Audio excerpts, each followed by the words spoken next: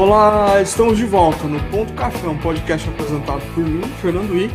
É um podcast que fala sobre coisas que eu gosto, basicamente, por enquanto, DevOps, Agile, nerdologia, tecnologia, containers e um pouquinho de programação, liderança, enfim, tudo que está relacionado a engenharia de software, infraestrutura como operação, ou infraestrutura e operação. E hoje a gente vai falar umas coisas um pouco diferentes do tradicional, que eu vou falar com uma pessoa que eu trabalhei há um tempo atrás e que teve um crescimento assim como desenvolvedor, como tech lead, liderança técnica, fenomenal. E aí a gente vai bater um papo sobre esse processo e quais os desafios que ele tem pela frente. E ele acho que alguns de vocês vão acabar sabendo quem é pela voz, que ele tá na comunidade de Go, inclusive ajuda a difundir a linguagem de programação, trabalha com os projetinhos, contribui com alguns projetinhos open source.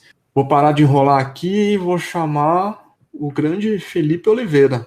E aí, pessoal, como vai? Muito bem. Felipe, começando pelo básico, quem é o Felipe? Cara, assim, eu sou uma pessoa que não precisa de muito para se entreter, tendo um computador e ideias para colocar em formato de código. Você pode contar comigo que eu estou sempre disposto e sempre aprendendo coisas novas, principalmente evoluindo na parte de gestão. Esse sou eu, na verdade, gosto de aprender coisas novas, novos desafios. Pô, e como é que você começou? Eu achei que eu estava me repetindo, mas como é que você começou na área de tecnologia? Cara, isso é uma história que vem desde a minha adolescência lá. Eu aprendi a programar com 14 anos. E nessa época eu ficava muito no computador jogando. E umas férias aí minha mãe falou: você não vai ficar mais jogando, você vai fazer algum curso. E do lado de casa tinha aqueles cursos de web design. Eu fui fazer um curso de web design. Não curti muito a área de design, curti mais a parte de programação que tinha um pouco no curso. E a partir daí fui estudando meio que sozinho por vídeos no YouTube e pegando filas pequenas para fazer e aprendendo as coisas sozinho, com PHP, com C. E com 18 anos consegui meu primeiro emprego, entrei na faculdade, curti muito C e inclusive é um pouco de porque eu me apaixonei por Go, porque ele lembra muito C e C é uma linguagem que eu gosto. Então foi assim que foi meu começo na área de tecnologia. E isso de mexer com Go, acho que você mexia com Go bem no comecinho da linguagem, quando ela estava ainda lá no início. Eu dei umas brincadas quando estava na versão. Já estava open source, mas ainda estava numa versão beta, que era tudo os makefiles. Não curti muito. Aí eu trabalhava com Java naquela época. Aí eu me aprofundei um pouco mais no Java, mas quando eu estava na versão 1.3 do Go, eu voltei a olhar para o Go com tudo e aí me aprofundar e ajudar a comunidade e a fazer ela crescer aqui no Brasil. E como é que você. Quais são as diferenças entre Java e Go que fez você tomar o gosto assim por Go? Você já comentou que por causa de ser muito próximo de C, mas foi só isso ou teve outras coisas? Primeiro, uma das coisas que me fez chamar bastante atenção é meio praxe, né? Assim, quem começa a estudar Go é por causa de programação concorrente, porque é muito fácil fazer programação concorrente e programação paralela em Go. Mas quem vem de Java sabe que fazer programação concorrente paralela em Java, quando você está lidando com muita concorrência mesmo, é um parto e bastante difícil. E Go, basicamente, se você programar direito, algumas palavras reservadas e alguns canaizinhos, você faz programação concorrente bastante performática e sem muita dor de cabeça. Então, esses foram os dois pontos ali, a proximidade com C e a facilidade de se fazer as coisas, a simplicidade que a linguagem sempre traz, acho que a cereja do bolo ali da linguagem, que é sempre em busca da simplicidade. Então, como você faz as coisas é muito simples, e isso tudo me chamou bastante atenção. E tem uma coisa, quando você fala em computação paralela, a gente está falando basicamente de Go routines, é isso? Basicamente, programação paralela são rotinas, mas que você simplesmente paraleliza e não controla o fluxo e concorrência de acesso a variáveis, de acesso a informações. Isso é simplesmente com rotinas. Aí quando você entra com concorrência, e que no Go também é bastante fácil, você entra com rotinas, mais canais ou mutex para controlar essa concorrência. Quando a facilidade de trabalhar com Go rotinas é tão espantosa que às vezes você pode derrubar uma infraestrutura, não pode? Isso, podemos sim. Inclusive, eu já presenciei isso e já fiz isso com o programador, que eu paralelizei tanto, mas tanto, que eu esgotei o I/O da máquina fazendo requests paralelas para agilizar um download de um arquivo gigante. E eu esgotei a I/O da máquina, e aí eu aprendi o que todo mundo falava a duras penas, que otimização prematura é ruim. Porque tipo, a gente tava com um problema que não performava direito, e aí eu falei, beleza, vou paralisar. E aí eu paralisei demais, aí eu tive que arranjar uma solução meio termo. Então, aprendi as duras penas e dou esse exemplo para todo mundo que eu tenho contato, que eu ajudo a evoluir como profissional de otimização prematura. Eu dou esse exemplo da minha vivência. Como você falou de mutex e canais para controlar as Go routines, tem um preferencial para a gente controlar a condição de corrida? Depende, na verdade, depende muito. Para a condição de corrida, geralmente você usa o jeito mais fácil de fazer condição de corrida é com mutex, tá? Uhum. Dá para você fazer com canais também, mas o canal tem um problema, que se ninguém consome ele vira um deadlock no seu programa e fica travado ali para sempre. Então, você tem que tomar muito cuidado com isso. E como o Tex é simplesmente unlock, lock, é mais simples, na verdade, menos complexo. Boa. Quando a gente trabalhou junto, e aí lá eu estava mais próximo das coisas em Go, tinha um grande problema, se é que eu posso afirmar isso, aí você pode dizer com mais propriedade do que eu, que é como gerenciar as dependências para gerar um artefato, para gerar um binário. Porque uma das soluções era trabalhar com Go Vendor, se eu não estou enganado, que aí você copiava praticamente todas as dependências para o teu próprio repositório, né? Como se fosse um proxy, um mirror. Isso, assim, hoje em dia, na versão atual do Go, não é mais assim, mas isso existe desde a versão 1.5 do Go até a versão 1.10, desculpa.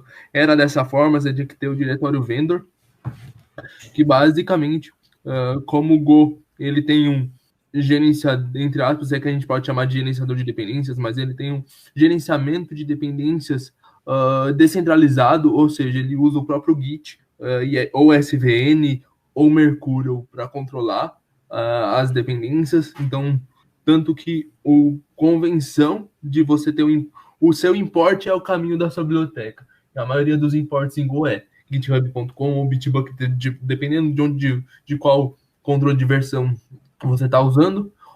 Você pode, inclusive, usar o seu e ter seu próprio domínio lá no import. E ele baixa as dependências baseado nesse caminho. Aí, até pouco tempo, isso era muito ruim, porque não tinha um repositório central. Então, você, quando usava uma biblioteca de terceiro, não tinha garantia nenhuma que o cara que mantinha aquela biblioteca ia manter a compatibilidade, ia manter o repositório ativo, porque tinha alguns doidos que deletavam o repositório. Então, o vendor era uma maneira de você garantir isso, que você tivesse controle dessa biblioteca de terceiro que você estava usando, porque você simplesmente copiava a biblioteca inteira, o repositório inteiro para esse diretório, e ele fazia parte da sua aplicação. E agora, como é que funciona? Bom, agora entrou o Go Modules, que ele chama, né? Go Modules.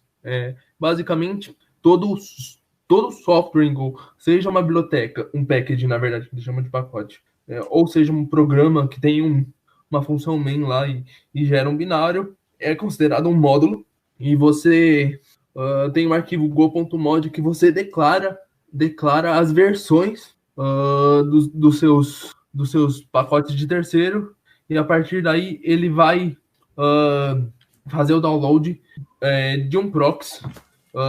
Eu não sei exatamente como é que funciona por trás, aonde isso fica armazenado e como o Google faz o controle, mas é uma espécie de cache de algum repositório que está no GitHub, ele baixa de lá e você tem maior controle dos repositórios privados via variável de ambiente. O Google usa bastante esse mecanismo de feature flag, né?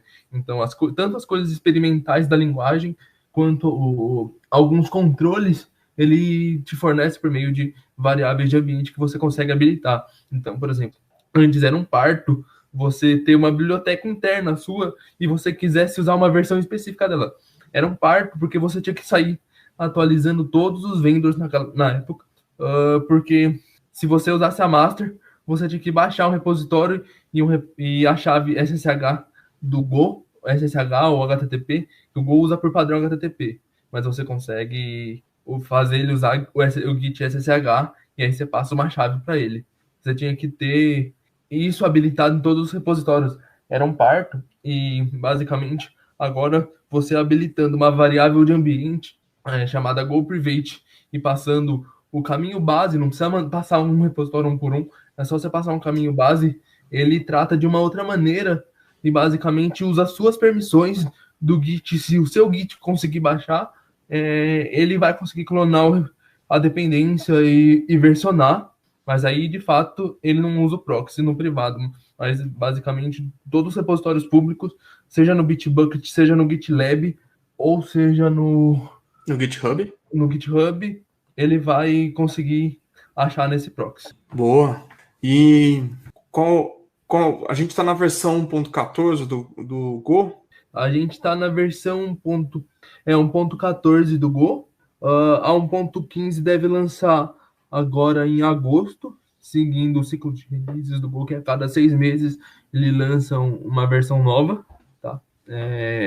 Então, a próxima versão, que é a 1.15, deve sair agora em agosto, mas essa nova versão do modo do gerenciamento de dependências, ela entrou como experimental na 1.11, que você tinha que habilitar por variável de ambiente. Na 1.12 também continuou em fase experimental. Na verdade, a comunidade encontrou vários bugs e aí ainda não estava maduro o suficiente para estar na linguagem nativamente. Então, na 1.12 ainda você tinha que habilitar via variável de ambiente. E na 1.13 agora é default. Basicamente, todo arquivo que você cria, módulo que você cria, você precisa criar esse go.mod, não precisa mais do vendor, e você usa normalmente. E aí é como se fosse, por exemplo, um package JSON e um package .lock do Node lá. Tem os dois arquivos. Tem 2 arquivos também no Go, que é o go.mod, que declara todas as dependências e suas versões, e também tem o go.sum, que basicamente ele faz uma espécie de lista de bibliotecas e o seu hash para fazer checksum das informações. Ele faz um checksum dos commits e basicamente você consegue colocar a biblioteca num commit específico lá, que o GoMod tem todos os commits gravados. Uau! O que você vê como principal, ou as principais coisas que precisam melhorar no Go, como linguagem ou como ecossistema para um desenvolvedor ou para um projeto grande de desenvolvimento? Cara, uma das coisas que eu particularmente gosto, mas eu reconheço que é meio chato, é o tratamento de erros, na verdade, que é bem simplista. Ele te obriga a você tratar dos erros, né? A maioria das funções em Go retorna um objeto de retorno mais um objeto de erro. E aí você tem que verificar toda vez se aquele objeto de erro não é nulo. Se ele não for nulo, é que aconteceu um erro, aí você faz o tratamento que você quiser. Não tem uma espécie de try-catch. É uma linguagem bastante, como que eu posso dizer? Bastante xiita no ponto de que é muito complexo você fazer testes em Go. Acho que para quem está começando, essa foi uma parte que me pegou assim de surpresa, porque é muito fácil você escrever códigos que não são testáveis em Go, mas ele te avisa isso da pior forma possível, no sentido de que você sente que seu código não está testável quando você faz testar.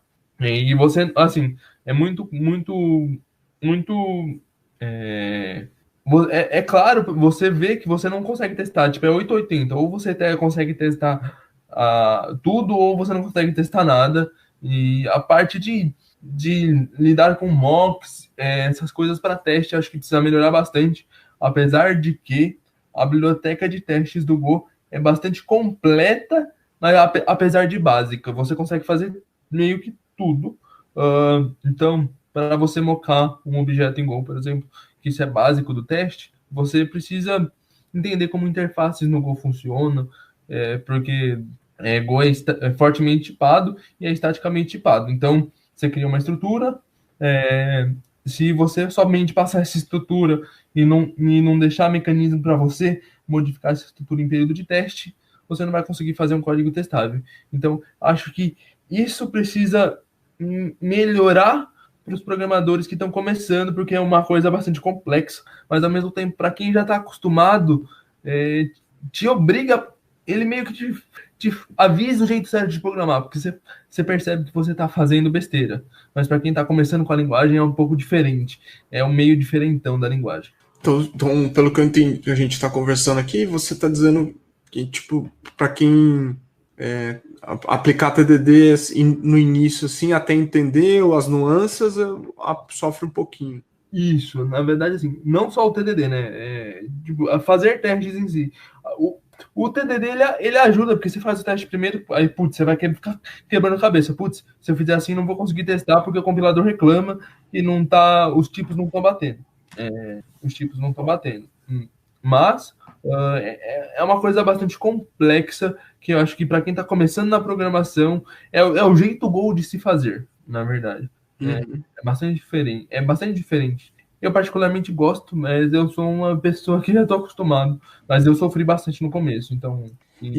E você vê que, por exemplo, muitas pessoas que trabalham em infraestrutura, em operações, com diferentes nomenclaturas da função, então vai de SRE, sysadmin, e aí vai, eles têm preferido trabalhar com Go do que outras linguagens. Você sabe qual pode ser a motivação para isso? Porque você também é um cara que gosta de trabalhar com infra, né? Assim, eu vou passar um pouco da minha experiência, não sei se de fato isso é verdade, isso é minha opinião e minha percepção sobre isso. Imagino que, basicamente, Go é muito simples e Go tem um padrão, tanto que tem ferramentas de formatação. Go, por exemplo, se você abre chaves de uma função embaixo, ele dá erro de compilação. Então você tem que seguir o padrão do Go de abrir e fechar chaves. O código é muito padronizado. Paralelismo é muito simples de se fazer, se você usar a palavra reservada Go. Então, essa simplicidade de fazer coisas paralelas complexas e lidar com canais e basicamente você ter claro o que cada função faz, o que cada coisa faz, ajuda muito, por exemplo, você ter controle e ter clareza do que cada coisa faz. Então, acho que isso é assim, a simplicidade da linguagem ajuda, por exemplo, você escolher Rust, por exemplo. Rust é uma linguagem super performática, tanto quanto Go. Mas, minha opinião sobre Rust se ela fosse mais simplista na sintaxe, na verdade em tudo, as ideias dela, mas tivesse uma sintaxe mais simples, não desse tanta liberdade, seria uma linguagem que muito provavelmente as pessoas escolheriam para fazer infraestrutura, porque é uma linguagem super rápida, mas tem toda aquela dificuldade de jeito Rust de programar e e todo o controle lá que você tem que... O jeito Rush de programar em si, eu acho que é basicamente a simplicidade do Go e a velocidade fez com que pegasse para a área de infra. Nossa, pessoas de Rush vão ficar bravas com você, hein, cara. É, Brincadeira. Ponto de vista, faz parte. Me fala qual será o futuro do Go aí nas próximas 2 versões? basicamente, o Go ele é bastante focado em migrar de maneira sutil as coisas e fazer de maneira evolutiva, né? Então, desde 2017 é que se fala na Go 2, né? Que é o Go versão 2.x, 2. alguma coisa. Basicamente, o pessoal, o core team da linguagem decidiu que algum momento eles vão chamar o que a gente chama de Go 1. alguma coisa de Go 2. E as coisas vão entrar de forma gradativa. Uma das features que você pode habilitar que mudou e já está disponível na versão 1.14 do Go novas funções no pacote de erro, que quebrou compatibilidade com a interface de erro, que basicamente era só uma função chamada error que retornava uma string. Na verdade, eu sei que a gente pode chamar de método, porque era uma função atrelada a uma estrutura, a gente pode chamar de método para ficar mais claro. E tinha um método lá que não recebia nada e retornava uma string, que é para satisfazer a interface de erro. Essa interface de erro ganhou mais métodos na versão 1.13, está disponível desde a versão 1.13, e basicamente ninguém percebe que entrou. Mas se você quiser usar, basicamente você você consegue usar na versão 1. alguma coisa, é só você colocar um parâmetro em vez de usar %S nas formatações, você consegue usar %W, e aí ele vai se comportar de uma maneira diferente, mas você também pode ativar o compilador para te obrigar a seguir esse novo contrato da interface, ativando variável de ambiente. Então as coisas vão vir gradativamente. Tem o tal do generics aí que dá para entrar nas próximas versões, provavelmente, pelo que eu estou acompanhando da linguagem, deve entrar alguma coisa na versão 1.16. Não sei se tudo sobre generics, mas alguma coisa deve entrar na versão 1.16. Eles têm uma branch lá que você consegue compilar o código da linguagem e rodar já algumas coisas de generics. Eu, particularmente, sou um cara que acho que, para os objetivos da linguagem, generics não precisaria existir. Ele existe para dar algumas facilidades, mas, na minha opinião, os códigos de Go vão começar a não ser tão claros, porque as pessoas abusam quando você começa a dar liberdade e tudo vira generic. E, basicamente, eu acho que uma das coisas que deixa o Go muito simples é, de fato, você ter clareza do que vem e não ser uma função genérica, mas, em compensação, você tinha que implementar N vezes um método de banco de dados, por exemplo, porque você não tinha generics, então você tinha que, para cada estrutura, sair implementando a mesma função, que é a função save, por exemplo, você sair implementando, só ia mudando o nome da tabela e ficando. Agora, com generics, isso vai ficar mais fácil. Conheço que tem suas facilidades, mas era uma feature que eu não fazia questão que entrasse. Você falou do %W, ele vai ser definitivo ou só para essa fase experimental? Assim, muito provavelmente o Go preza muito a retrocompatibilidade, tá? Então, muito provavelmente isso vai funcionar por um longo período de tempo, mas eles deram brecha para, em algum momento, falar: a partir daqui não vai funcionar mais. Então, eu não sei te dizer quando.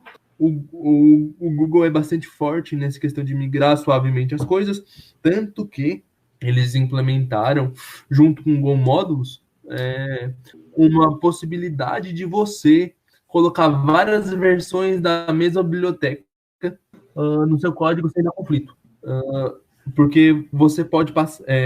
os imports do Go, por exemplo, você coloca... Se for versão 1. alguma coisa ou 0. alguma coisa, basicamente você coloca o import normal da sua biblioteca lá, github.com / o nome, a organização / o nome do repositório. E se você tiver numa versão 2, ou 3, ou 4, você pode colocar o github.com, barra o nome da organização, o nome do repositório, barra V, e aí se for V2, barra V2, se for V3, barra V3, e aí você consegue ter no mesmo código, sem quebrar, várias versões da mesma biblioteca, e com isso migrar seu projeto gigante, por exemplo, gradativamente para uma versão de biblioteca que não é compatível.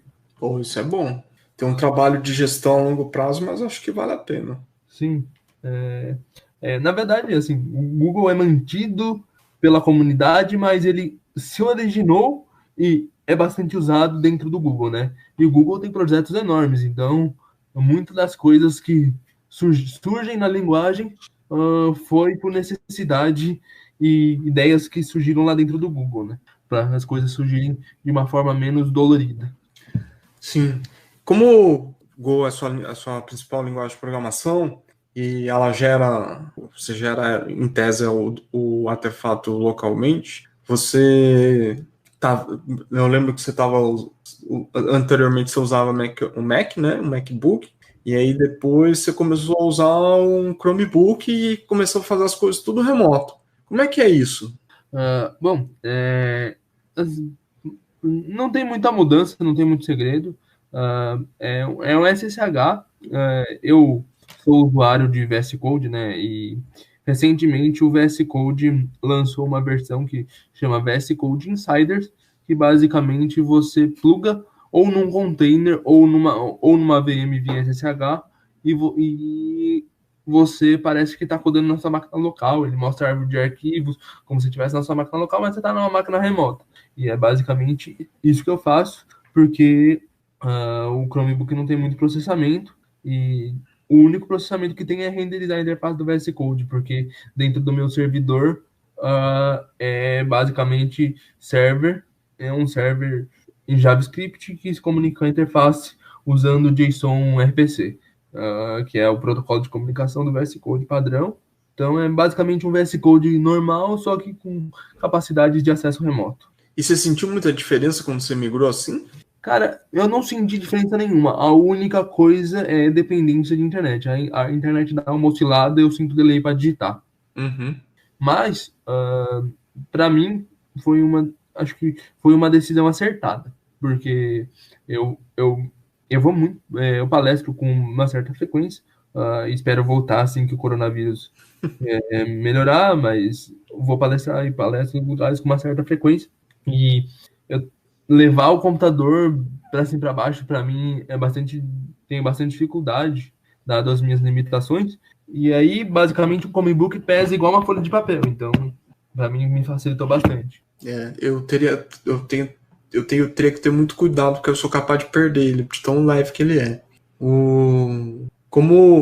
Quais são as principais técnicas que você usa assim para programar ou para começar um projeto novo ou para quando você olha um projeto assim, putz, eu tenho que arrumar bastante coisa aqui. O que você considera?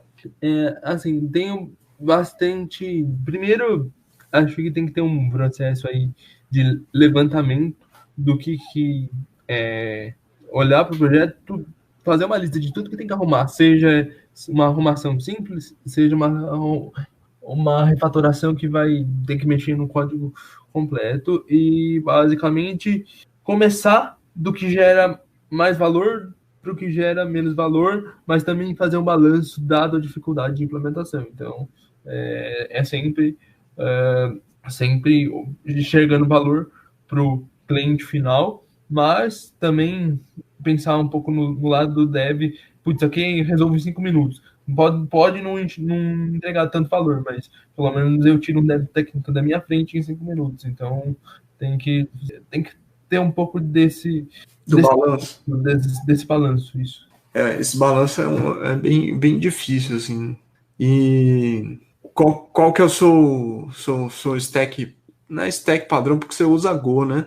Mas eu falo assim, qual que é o teu fluxo padrão, assim, de trabalho? Assim, só para descontrair um pouco, minha linguagem favorita é Go. Mas meus vícios de Java não saem de mim, porque eu programo no VS Code com os atalhos do Eclipse. Mas tem uma vantagem. Desculpa, pessoal do Eclipse. Ele carrega bem mais rápido. Então, ali, basicamente, Quando eu vou começar a desenvolver, eu, eu penso vamos pensar aqui numa funcionalidade para desenvolver. Eu penso na funcionalidade como um todo, e a primeira coisa que eu faço, eu vou ser bem sincero com vocês, eu raramente uso o DDD na prática quando é um cenário em que eu já sei todo o fluxo. Quando é um cenário que basicamente me vem um problema e eu não sei por onde começar, e aí de fato eu começo escrevendo cenários de teste para me ajudar na lógica. Quando eu tenho a lógica na cabeça, eu basicamente vou fazendo passo a passo da forma mais esdrúxula possível, mas que me deixe mais claro para o meu raciocínio. E aí depois eu começo o fluxo de refatoração até chegar numa qualidade que seja entregável e boa o suficiente. Boa. Você. Eu acabei. Você tem um interesse. Não, deixa eu voltar aqui mais para trás. Você tem outra linguagem assim que você acha que é interessante, que você teria curiosidade de aprender? Cara, assim, eu tô numa fase da minha vida que eu raramente tenho interesse em aprender. Eu tenho sempre interesse em aprender novas coisas, em sempre evoluir, mas eu raramente fico procurando linguagem de programação para estudar nova. Exceto que isso seja uma necessidade. Eu acho que a linguagem é uma ferramenta no arsenal de um programador. Então, eu sabendo uma a fundo, as outras eu consigo me virar. Lógico que eu vou demorar, mas eu consigo me virar lendo documentação. E o que o conceito é programação, não importa a linguagem que você tá. Lógico, a menos que você vá para uma linguagem que tem um paradigma totalmente diferente, mas se você, por exemplo, programa em Go e vai para um Python, todo o seu aprendizado é válido. Então, o que vai te prender um pouco é a sintaxe, mas a sua lógica é a mesma. Então, eu raramente me pego ali, me procuro assim linguagem de programação para estudar, até porque se me falarem que você vai ter que programar em Erlang, é uma linguagem que eu nunca programei profissionalmente na vida, mas, cara, vamos lá, eu aprendo, eu estudo e eu entrego. Lógico que eu preciso de um tempo para me adaptar, mas eu entrego. Linguagem é só ferramenta.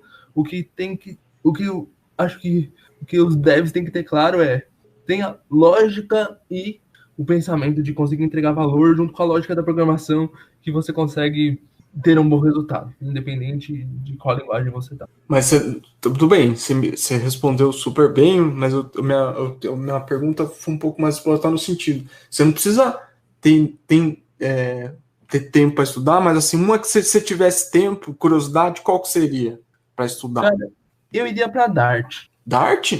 Por quê?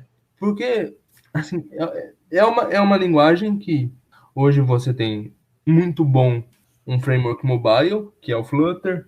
Você tem como fazer Dart no back-end usando a Dart VM. Tudo bem que usando a Dart VM, inclusive já fiz algumas brincadeiras, é bem legal. E tem também a versão front-end do Dart, inclusive a versão 2 do Dart é focada no front-end e no mobile em si.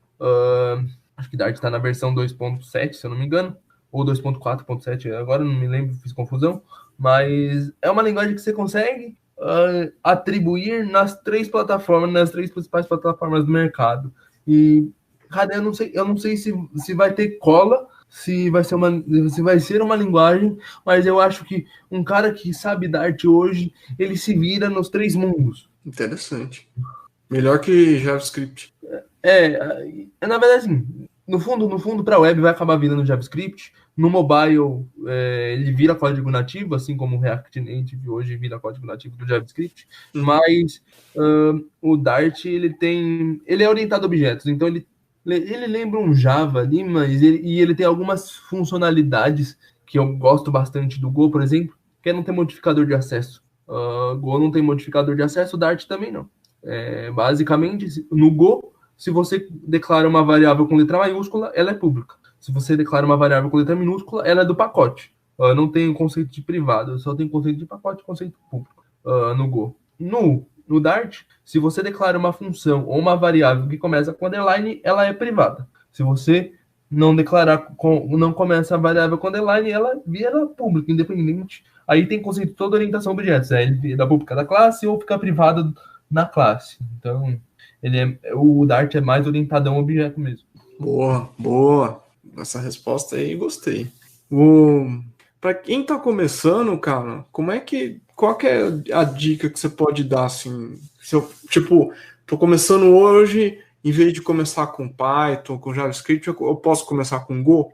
Cara, eu aconselho, apesar de ser dolorido, um pouco dolorido, eu aconselharia começar com Go, ou com Go pode ser uma boa linguagem para se começar, mas eu acho que começaria com C. Na minha opinião, assim, C é a melhor linguagem para se começar. Não porque ela é linguagem fácil, é assim, mas é porque ela te obriga a ter conhecimentos sólidos para e você ir evoluindo na programação. E tipo assim, eu acho que assim, o cara consegue entregar valor muito mais rápido no Python, mas tem um monte de coisa por baixo dos panos de computação mesmo que o cara, se não estudar, não vai aprender porque o Python não obriga ele a aprender. E eu acho que quando você aprende esses conceitos sólidos de programação, tipo ponteiro, que são endereços de memória, isso te facilita muito. E eu acho que assim, eu não estou pensando muito em facilidade, mas se o cara quer ter conhecimento, quer ter uma base sólida, comece com C. Trabalhar com dados primitivos, ponteiro, como você falou, alocação dinâmica. Você está judiando os caras, mas eu concordo com você.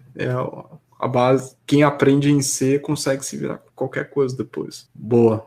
E, cara, como é que é a vida de tech lead e conciliar a prática, né? Desenvolver código, ajudar a resolver problema, fazer troubleshooting, né? Porque você vai acabar atuando ali no segundo nível quando tem incidente, segundo, terceiro nível.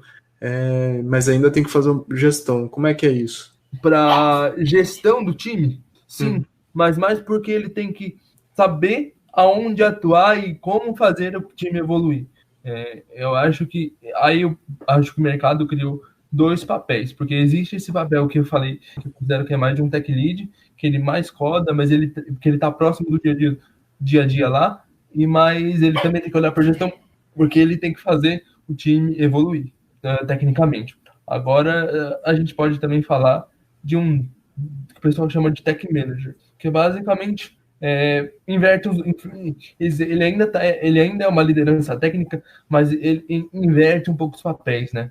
Ele está mais focado no negócio e no time técnico em si, para saber se o time técnico está realmente alinhado com o negócio, se ele está performando do jeito que o negócio precisa, porque ele sabe das coisas que estão entrando, e ele também consegue dar feedbacks em relação à performance, porque os dois têm conhecimento técnico e sabem do que precisa ser feito quando ocorre um incidente, por exemplo, mas um tech lead, ele coloca mais a mão na massa, ele é um suporte nível 2 quando acontece incidente, ele é um nível 2 de suporte, já um tech manager, ele está de olho no negócio, mas também de olho na evolução do time técnico, juntamente como um braço direito aí de um tech lead. Bom, você me lembrou uma coisa, quando a gente fala de incidente, qual é o valor para você de fazer pós-mortem?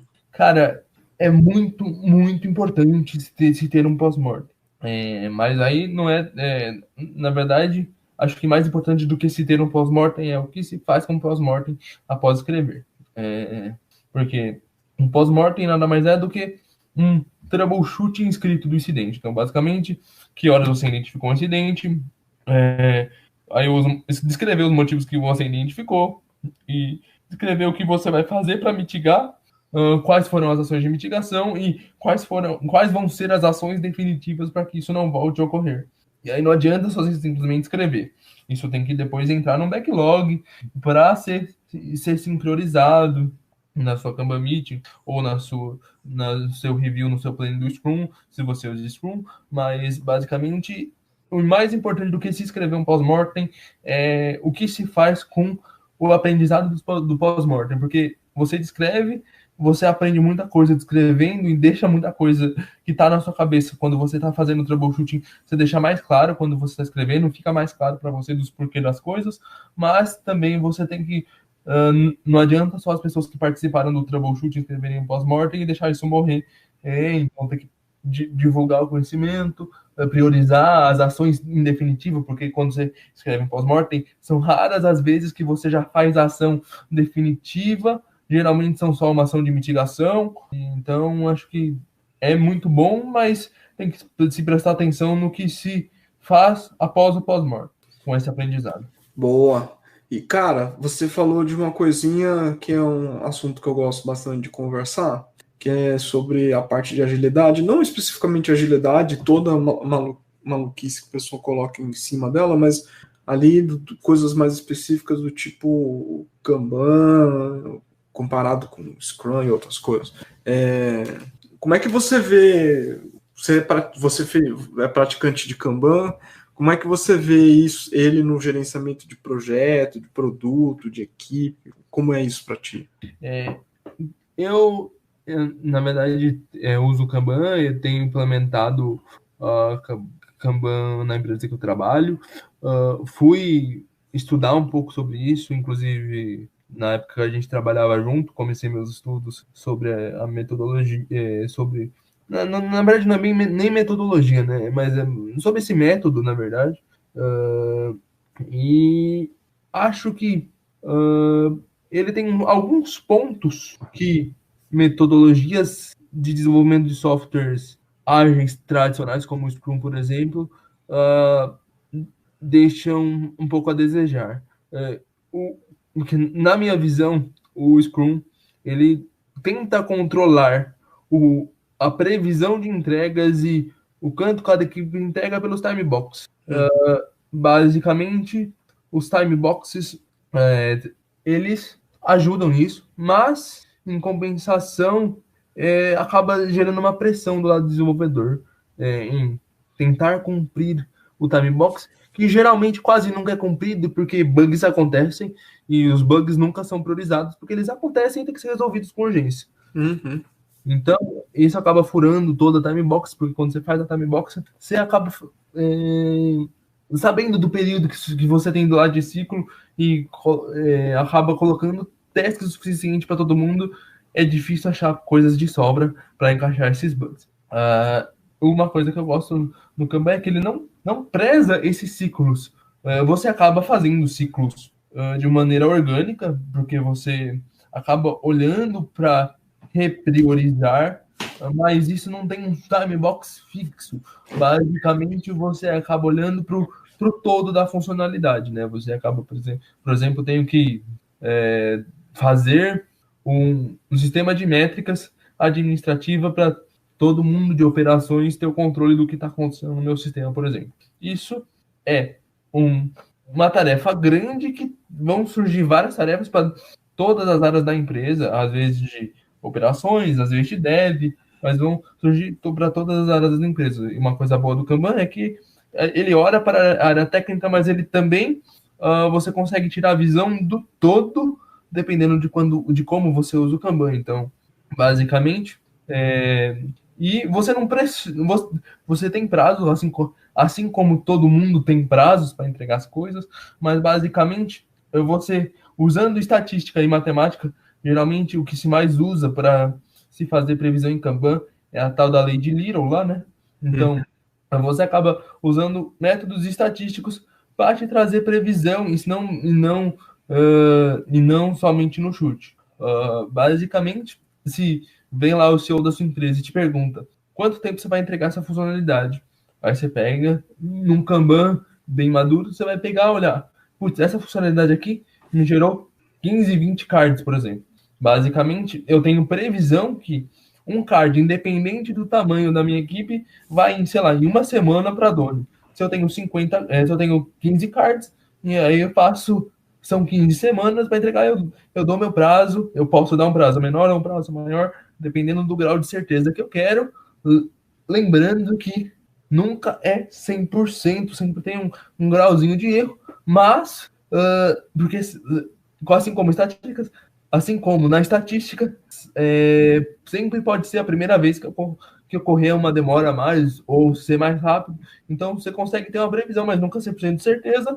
Assim como em qualquer metodologia, você nunca vai ter 100% de certeza, mas sua probabilidade de acerto é baseada em cálculos matemáticos e os números não mentem, né? Então, uh, é a probabilidade de você acertar e sem forçar que as coisas aconteçam no prazo que você quer, porque às vezes você pode realmente forçar. Eu quero que entregue dia 15, o pessoal vai se desdobrar aqui e assim, como se você estiver trabalhando numa equipe responsável, todo mundo vai se desdobrar e vai acabar entregando.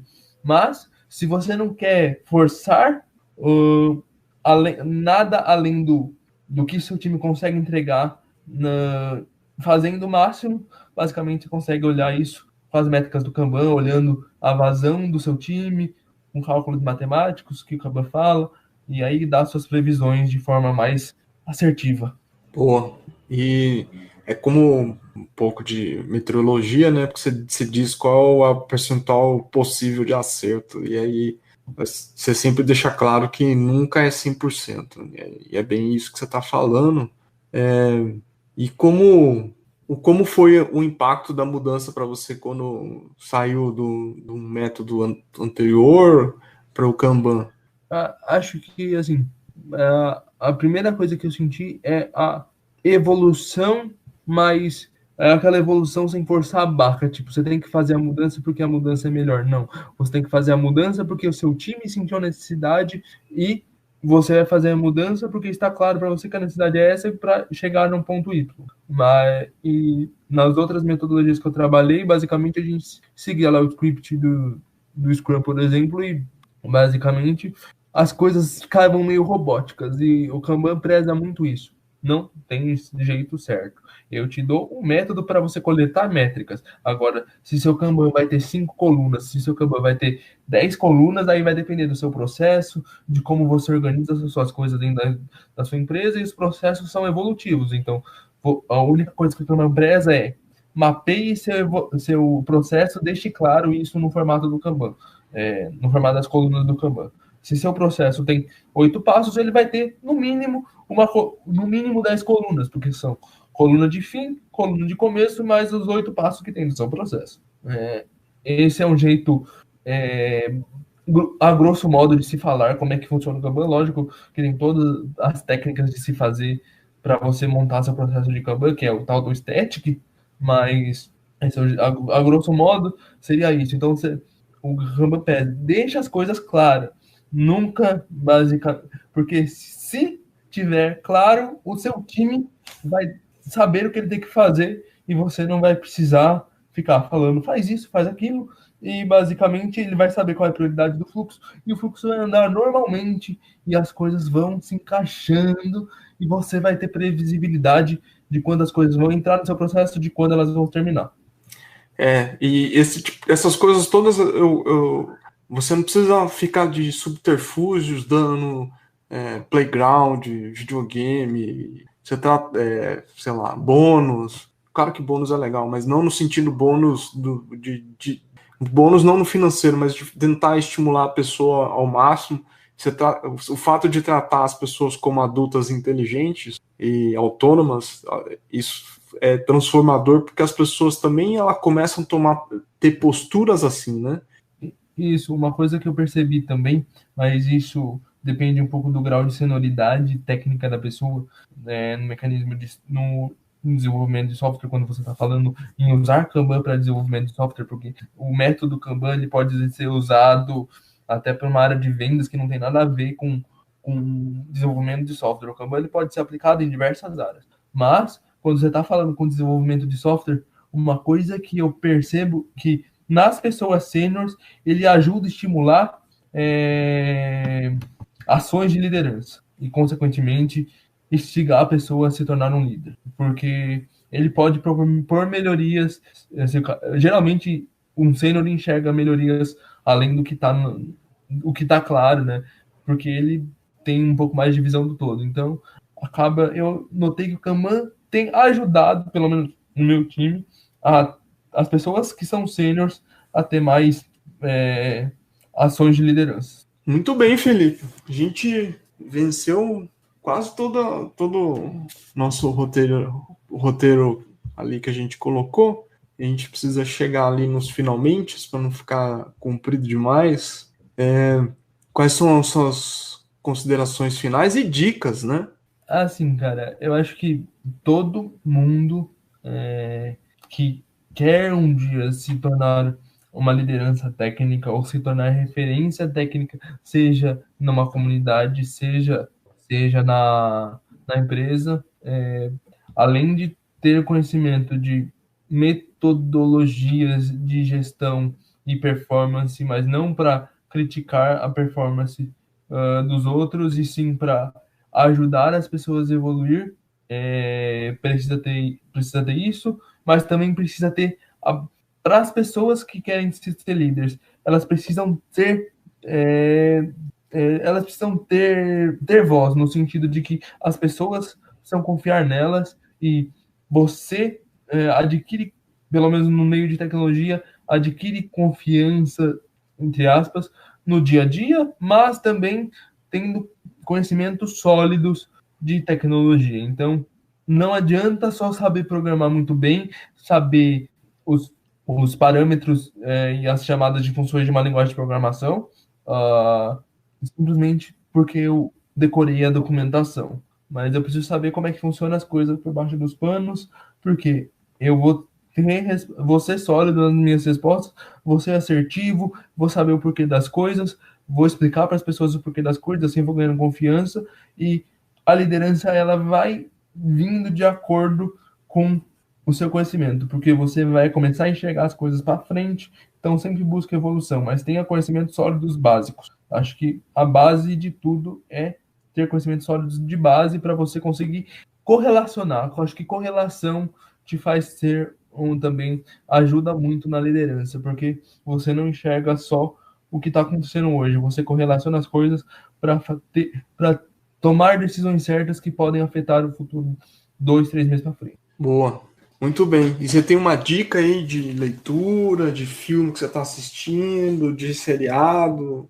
Cara, uma leitura que eu gostei muito assim de ler, ela é uma leitura que o pessoal de tecnologia fala bastante, mas ela não fala muito de tecnologia em si, e sim de como os mercados se interligam, e mercados que eu estou falando no sentido de que como a economia, como a economia gira, ele cita algumas coisas de software também, mas é Revolução Plataforma. Esse é o livro que, para quem quer ir para esse caminho de liderança, é um livro que eu recomendo a leitura, porque para quem é desenvolvedor de software, começa a ter mais uma visão de como as coisas se interligam ou podem se interligar, para você reaproveitar código, para você desenvolver suas funções de modo mais reaproveitáveis. Acho que abriu minha mente depois que eu li esse livro, para pensar em reaproveitamento, que é como eles falam para se pensar em plataforma hoje em dia. Esse livro é o livro do Geoffrey Parker. Eu li ele uns 2 anos atrás. Realmente ele é transformador. Para mim, ele é mais impactante do que Startup Enxuta. Sim. Eu comecei a ler Startup Enxuta, mas eu já tinha lido Revolução Plataforma. Eu confesso que eu não terminei de ler Startup Enxuta ainda, mas é um livro que está na minha lista de livros para ler. Não, mas aí depois você comenta se eu tô certo ou não. Quer dizer, certo eu não tô, mas você concorda comigo ou não. Felipe, cara, obrigado demais aí pelo seu tempo. Eu não tenho certeza se a gravação aconteceu a contento, então talvez a gente tenha que regravar. Tá, você me fala e a gente remarca. Eu vou dar uma ouvida, mas de qualquer forma, cara, agradeço demais, assim, foi um prazer imenso falar contigo, e acho que a gente vai encerrando o episódio dessa vez, e quem sabe na próxima estamos de volta. Obrigado, pessoas, e até mais.